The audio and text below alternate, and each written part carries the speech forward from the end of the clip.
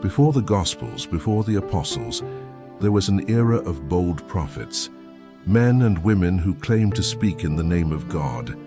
Their words not only foretold the future, but often did so through methods that today would seem shocking, puzzling, and even bizarre. Imagine a man commanded to marry a prostitute as a divine message, another forced to lie motionless for over a year, bearing the sins of a nation. Visions of bones coming back to life, talking animals rebuking seers, and messages of judgment written by ghostly hands on palace walls. The Old Testament is a treasure of wisdom, but also a chest full of deep mysteries. Today we will not focus on the best-known predictions, but rather uncover the strangest and most disturbing prophecies and prophetic acts, the ones that will make you see these ancient seers and their messages in a completely new light. Prepare yourself for a journey into the most unusual corners of biblical prophecy. Let's begin. Chat in Ezekiel lying on his side. Imagine a man, a prophet named Ezekiel, living among the exiles of Judah in Babylon around the 6th century BC. God gives him a series of incredibly strange and physically demanding instructions to represent the imminent siege and fall of Jerusalem. This is not a simple spoken prophecy. It is a prophetic performance that lasts over a year. In chapter 4 of the book of Ezekiel, God first commands him to take a clay brick and draw a sketch of the city of Jerusalem on it. Then he is to simulate a siege against that brick, building miniature ramps and battering rams. But the strangest part involves his own body. God says to him, "Lie on your left side and lay the sin of the house of Israel upon yourself. For the number of days you lie on your side, you will bear their guilt." And he assigns him 390 days on his left side, representing the years of Israel's sin. But that's not all. The book of Ezekiel continues. "After you have finished this, lie down again, this time on your right side, and bear the sin of the house of Judah for 40 days. I have assigned you 1 day for each year." So after lying on one side for over a year, he was to switch to the other for another 40 days. To ensure he wouldn't move, God tells him symbolically, "I will tie you with ropes so that you cannot turn from one side to the other until you have completed the days of your siege." This prophetic act is strange for several reasons. First, the prolonged immobility and physical discomfort Ezekiel had to endure are extreme. Imagine the toll on his health and daily life. Second, the idea of symbolically bearing a nation's sins in such a literal and visual way is striking. Each day he lay there was a silent, persistent reminder of the length and weight of the people's unfaithfulness. Scholars interpret this action as a vivid dramatization of God's patience reaching its limit and the inevitability of judgment. The 390 and 40 days, or years, have been much debated regarding their exact calculation and the historical periods they refer to, but the overall message is clear. The coming punishment would be proportionate to the persistence of sin. Through his own body, Ezekiel became a living sign, a kind of human hourglass counting down to Jerusalem's day of reckoning. It is an extreme example of how prophets were sometimes called to embody their message in deeply personal and unusual ways. 9. Isaiah walking naked and barefoot. Now, imagine another of Israel's great prophets, Isaiah, who lived in the 8th century BC, a time of intense political turmoil and military threats from powers like Assyria. In the midst of this tense environment, God asked Isaiah to carry out a public act. that today we would consider extremely shocking and strange, all to deliver a very specific message. In chapter 20 of the book of Isaiah, we are told that God said to Isaiah, "Go, remove the sackcloth from your body and take off your sandals." Sackcloth was a rough garment, often worn as a sign of mourning or penitence, but it could also be the typical outer garment of a prophet. Isaiah obeyed, and the text says he walked around naked and barefoot. It's important to clarify that naked in this context likely did not mean completely unclothed, but rather stripped of his outer garments, possibly wearing only a short inner tunic or a loincloth, which in that culture was already a sign of deep humiliation and vulnerability. What's most extraordinary is that Isaiah had to remain in this state for 3 long years. Verse 3 says, "Then the Lord said, just as my servant Isaiah has walked naked and barefoot for 3 years as a sign and portent against Egypt and Cush." The purpose of this prolonged and highly visible act was to serve as a living sign, a prophetic warning of what would happen to Egypt and Cush, another name for Ethiopia, nations in whom some in Judah were placing their trust for protection against Assyria. The prophecy continued by explaining that just as Isaiah walked exposed and humiliated, so too would the king of Assyria carry away the Egyptians and the Ethiopians as captives, young and old, naked and barefoot, with their buttocks uncovered, to the shame of Egypt. The message was clear. Do not rely on foreign powers, for they themselves will be humiliated and defeated. This prophetic act is both strange and powerful for several reasons. Isaiah's public exposure for such an extended time must have been incredibly difficult, subjecting him to ridicule, scorn, and the harshness of the elements. It was a raw and visual way to communicate the shame and helplessness that Judah's allies would experience. Scholars note that these prophetic signs or symbolic acts were common among Hebrew prophets, but Isaiah's stands out because of its duration and its profoundly exposed nature. It was a far more impactful form of communication than mere words, designed to shake the people from their complacency and force them to confront the harsh reality of their false securities. 8.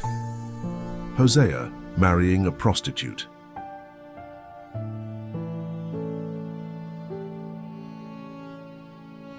There was a prophet named Hosea who ministered in the northern kingdom of Israel during the 8th century BC, a time of great moral and spiritual decline marked by idolatry and injustice. To illustrate in the most personal and painful way the broken relationship between God and Israel, God gave Hosea a command that defied all social and moral conventions. In chapter 1 of the book of Hosea, the text begins with a shocking declaration. "The word of the Lord that came to Hosea. The Lord said to Hosea, Go, take for yourself a wife of harlotry and children of harlotry, for the land commits great harlotry by forsaking the Lord." Thus, Hosea receives the divine command to marry a woman named Gomer, daughter of Diblaim, who is described as a prostitute or a woman inclined to unfaithfulness. Hosea obeys and marries Gomer. They have children, and the names God tells Hosea to give them are also prophetic and full of judgment. Jezreel, meaning God sows, but also evoking a bloody massacre. Lo Ruhamah, not pitied or not loved, and Lo Ami, not my people. These names symbolized God's rejection of Israel's unfaithfulness and the breaking of the covenant relationship. As expected, Gomer is not faithful to Hosea. Chapter 3 of Hosea tells how, after abandoning him and chasing other lovers, possibly falling into slavery or desperate conditions, God gives Hosea an even stranger and more moving second command. Go again, love a woman who is loved by a lover and is an adulteress, just as the Lord loves the children of Israel, who turn to other gods and love raisin cakes. Hosea must then buy Gomer back redeem her from her condition, and bring her home, keeping her separate for a time before restoring the marriage relationship. This prophetic act is profoundly strange and personally painful for Hosea. His marriage and family life become a living parable of the relationship between God and Israel. Gomer's infidelity reflects Israel's idolatry and betrayal of God, who had been like a faithful husband to them. Hosea's pain and humiliation mirror the sorrow of God. But crucially, Hosea's unwavering and unconditional love for Gomer, despite everything, and his willingness to redeem her, symbolize God's unending love for his people, his longing for their return, and his promise of restoration despite their continual sin. Scholars highlight the boldness of this metaphor. Portraying God as a betrayed husband and his people as an unfaithful wife was an incredibly powerful and emotional way to convey the depth of covenant relationship and the seriousness of Israel's sin. Hosea's life became the message, a living testimony of both divine judgment and God's astonishing, unbreakable mercy.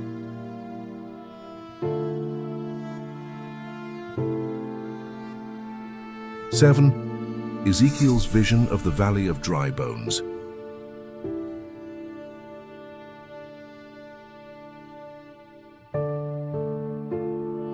It happened that the prophet Ezekiel, who, as we've already seen, experienced some very strange things, was taken by the Spirit of God and placed in the middle of a valley. But this was no ordinary valley. Ezekiel chapter 37 tells us that this valley was full of bones, and not just a few bones, there were countless bones completely dry, as if they had been there for an eternity. God asks Ezekiel, "Son of man, can these bones live?" A difficult question, right? Ezekiel, with caution, replies, "Sovereign Lord, you alone know." Then God gives him a surprising command. Prophesy to these bones and say to them, "Dry bones, hear the word of the Lord." Ezekiel was to declare that God would breathe spirit into them, attach tendons, flesh, and skin, and they would live again. As Ezekiel prophesied, something incredible happened. There was a noise, a rattling sound, and the bones began to come together, bone to its matching bone. Then tendons appeared on them, flesh grew, and skin covered them. But they still had no breath. Then God told Ezekiel to prophesy to the Spirit, to the breath of life, so that it would enter them. And when he did, the breath came into the bodies, and the text says they came to life and stood up on their feet, a vast army. This vision is strange because of how graphic, and at first even macabre, it is. A valley full of death suddenly coming back to life in such vivid detail. But what did it all mean? God himself explains it to Ezekiel.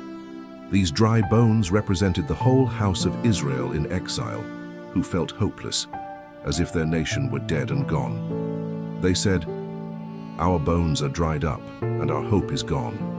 We are completely cut off." So this strange vision was actually a powerful message of hope and restoration. God was showing Ezekiel and the entire exiled people that he had the power to bring life back to what seemed hopelessly dead.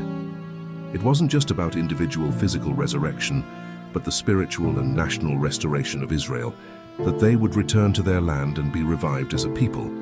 It remains one of the most vivid and remembered prophecies, a symbol of God's power to turn the deepest despair into new life and a new beginning. 6. Zechariah's vision of the woman in a basket.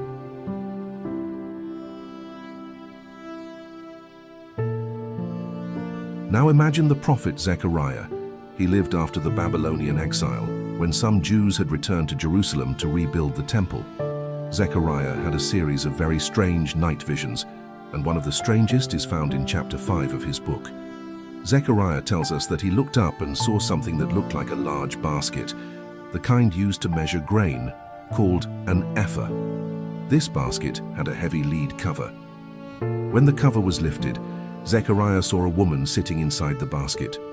An angel who spoke with him explained, "This is wickedness."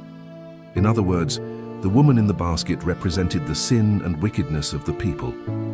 Then the angel pushed the woman back into the basket and closed the heavy lead lid over her, thus sealing away wickedness. And then the vision got even stranger. Zechariah saw two women coming forth, flying. They had wings like a stork, and the wind was beneath their wings. These two winged women lifted the basket, with wickedness inside, and carried it between heaven and earth. Zechariah, just as astonished as any of us would be, asked the angel, "Where are they taking the basket?" The angel replied that they were taking it to the land of Shinar, which is Babylon, to build a house for it. And once the house was ready, they would set the basket there, in its designated place. This vision is truly strange because of all the images it uses. A woman who represents wickedness, locked in a basket, sealed with lead, and then carried away by two winged beings to Babylon. But what did it all mean? Scholars explain that this vision was a symbolic message for the people who were rebuilding their lives and the temple in Jerusalem. It represented the purification of the land of Israel from sin and idolatry. Wickedness being sealed up and taken far away, specifically to Babylon, a place that for Jews symbolized pagan oppression and corruption, meant that God was cleansing his community. It was a way of saying that sin would no longer have a permanent place among them, as long as they remained faithful. The women with stork-like wings, a bird that in some cultures is associated with goodness, though here they simply serve as divine transporters, take wickedness to its own place, meaning out of the Holy Land. It's a very vivid and slightly bizarre way to depict the idea of sanctification and the removal of sin. 5. Daniel's vision of the four beasts.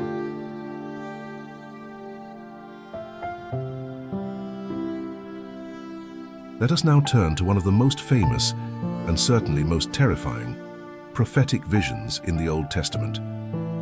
This vision was received by the prophet Daniel, who served in the courts of foreign kings during the Jewish exile in Babylon. In chapter 7 of the book of Daniel, he recounts a dream that left him deeply disturbed. Daniel saw in his night vision that the four winds of heaven were stirring up the great sea, and out of the sea came four enormous beasts, each different from the other. The first was like a lion, but had the wings of an eagle. As Daniel watched, its wings were torn off, it was lifted from the ground and stood on 2 feet like a man, and it was given the heart of a man. Then a second beast appeared, resembling a bear. It was raised up on one side more than the other, and it had 3 ribs in its mouth between its teeth. And it was told, "Arise, devour much flesh." Next, Daniel saw another beast like a leopard, but it had 4 wings of a bird on its back. This beast also had 4 heads, and dominion was given to it. But the fourth beast was the most terrifying of all. The text says it was dreadful and terrible and exceedingly strong. It had huge iron teeth, it devoured and crushed, and whatever was left, it trampled underfoot. It was different from all the beasts before it, and had 10 horns. As Daniel watched the horns, he saw another little horn grow up among them, which uprooted 3 of the original horns. This little horn had eyes like those of a man and a mouth that spoke boastfully. This sequence of strange and monstrous beasts is a key feature of what is known as apocalyptic literature, which uses powerful symbols to reveal divine truths about God's sovereignty and the course of history. But what did these creatures mean? A heavenly being explained it to Daniel.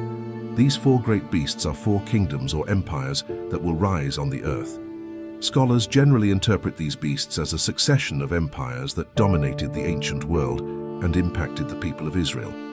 The winged lion represents Babylon, the bear, the Medo-Persian Empire, the 4-headed leopard, the Greek Empire of Alexander the Great, which was divided among his 4 generals, and the terrifying 4th beast, the Roman Empire.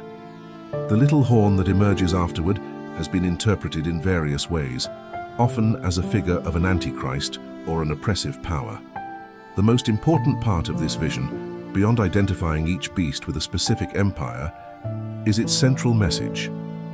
Though earthly powers may seem invincible and terrifying, God holds ultimate authority over history.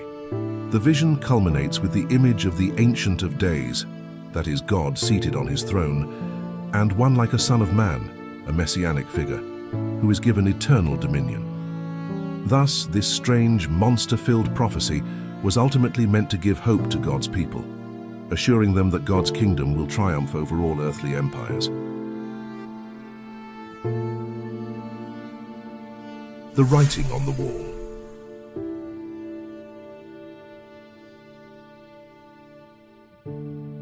Prepare yourself for a scene that feels pulled straight from a horror film, yet it lies at the very heart of the Old Testament. It is told in chapter 5 of the book of Daniel. We are in Babylon during the reign of Belshazzar, who is believed to have been co-regent with his father Nabonidus, the last king of the Babylonian Empire. Belshazzar is hosting a lavish banquet for 1,000 of his nobles. There is wine, music, and much celebration.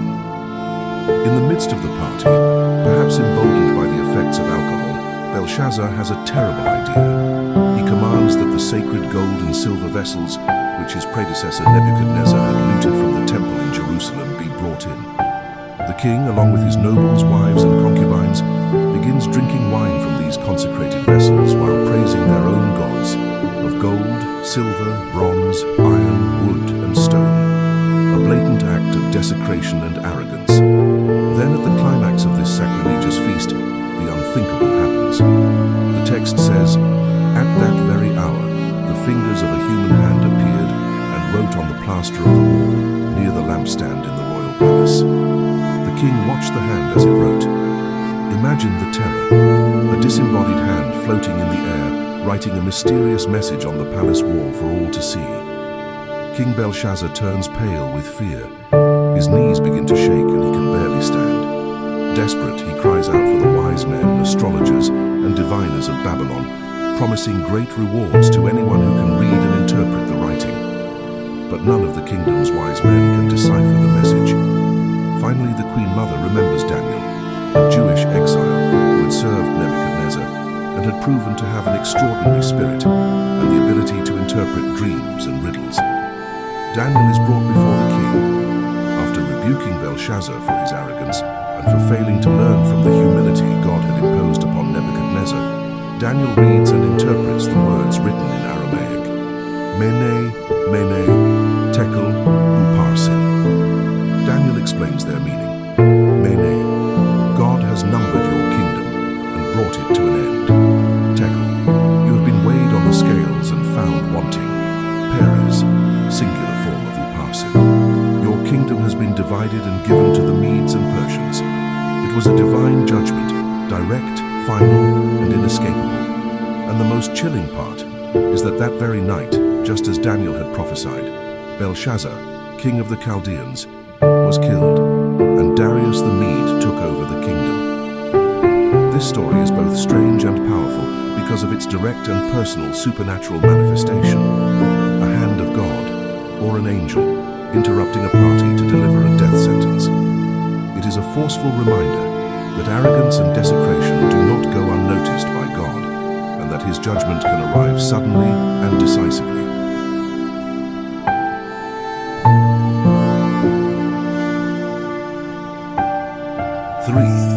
Balaam's donkey speaks.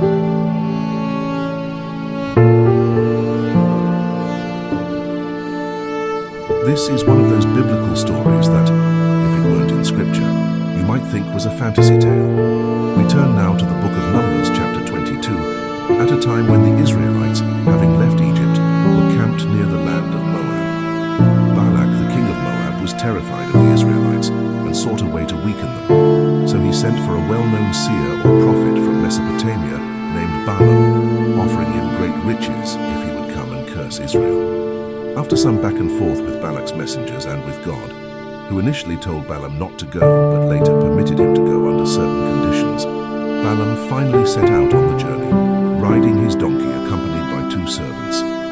And here's where the story gets truly strange. The text tells us that God's anger burned because he went. So as Balaam rode along, the angel of the Lord stood in the road to oppose him with a drawn sword in hand. The curious part is that Balaam did not see the angel, but his donkey did. Seeing the angel, the donkey veered off the road into a field.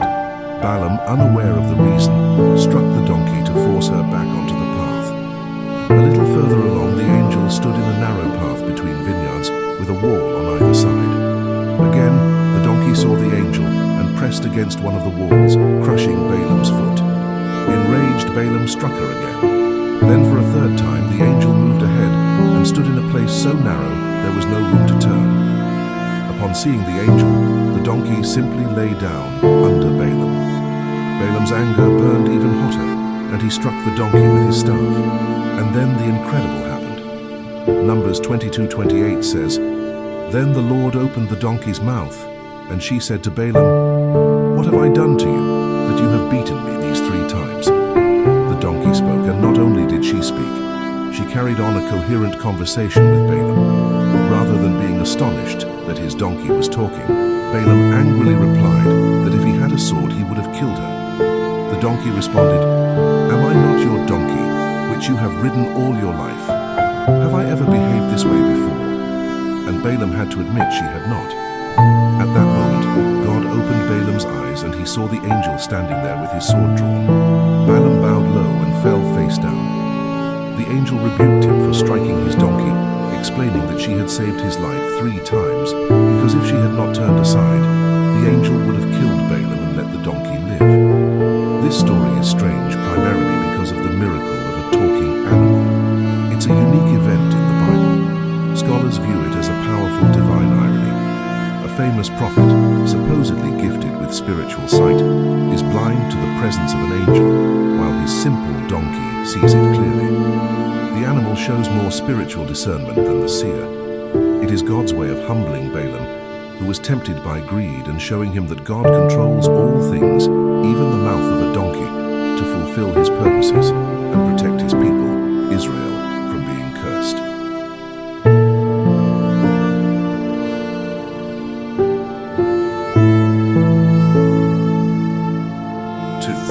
Jeremiah's rotten linen belt.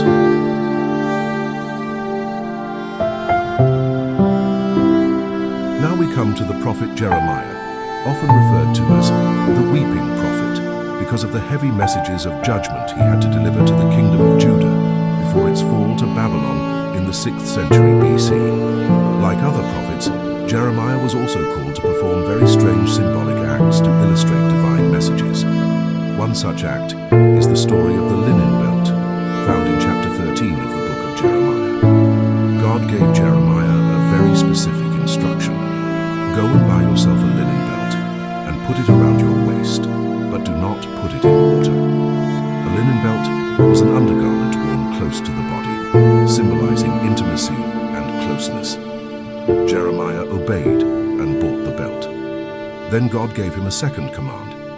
Take the belt you bought and are wearing, get up and go to the Euphrates, and hide it there in a crevice in the rock. The Euphrates River was far from Jerusalem, deep in the heart of the Babylonian Empire, the very enemy threatening Judah. The journey itself was already a considerable task, but Jeremiah obeyed and hid the belt as he was instructed. After many days, God spoke to Jeremiah again. Go now to the Euphrates and retrieve the belt I commanded you to hide there. Jeremiah went, dug up the belt from where he had buried it, and the result was that the belt was ruined and completely useless. It had rotted and become worthless. This act, which may seem like a bizarre and pointless errand, had a very deep symbolism that God himself explained to Jeremiah. Just as a linen belt clings tightly to the waist of a man, so had God caused all of Israel and Judah to cling to him, to be his people, his renown, his praise, and his glory. But they did not listen. Therefore, the rotting of the belt symbolized the corrupt state of the people of Judah, brought on by their pride, idolatry, and disobedience. Just as the belt had become useless, so would God make the pride of Judah and the great pride of Jerusalem rot away. The fact that the belt was hidden near the Euphrates was also a sign. The people would be taken into exile in that distant land, where their pride would be broken. This prophetic act is unusual for its elaborate nature and the striking symbolism of deterioration. It was not merely a spoken word, but a visual and tactile experience of how something that was once close to God, something valuable, could be corrupted and lose all its purpose due to sin. It is a very vivid lesson about lost intimacy and the consequences of drifting away from God.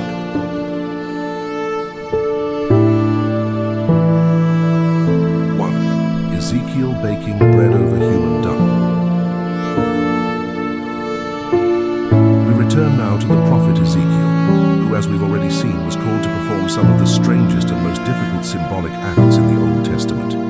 Immediately following the command to lie on his side for over a year, found in Ezekiel chapter 4, God gives him detailed instructions about his diet during that time, and how he is to cook his bread, in a way that is particularly shocking. God tells Ezekiel to take various kinds of grains and legumes, wheat, barley, beans, lentils, millet, and spelt, place them in a vessel, and make bread from them. He was to eat this bread during the 390 days he lay on his left side. The amount of food was also strictly rationed, only 20 shekels per day, about 230 grams, along with a measured amount of water, 1/6 of a hin, a little over half a liter. This already symbolized the scarcity and hunger that would come during the siege of Jerusalem. But the most disturbing part concerns the fuel to cook that bread. God commands him, "You shall bake it in their sight using human dung as fuel." Yes, you heard that right. He was to use dried human excrement as the fire to bake his bread in front of everyone. This was to symbolize the deep defilement and unclean state that the people of Israel would suffer. God himself explains, "So shall the children of Israel eat their defiled bread among the nations where I will drive them." Faced with such a disturbing command, Ezekiel, who was a priest and therefore deeply aware of the laws of ritual purity, becomes anguished and protests. He says to God, "Ah, Lord God, indeed I have never defiled myself. From my youth till now I have never eaten what died of its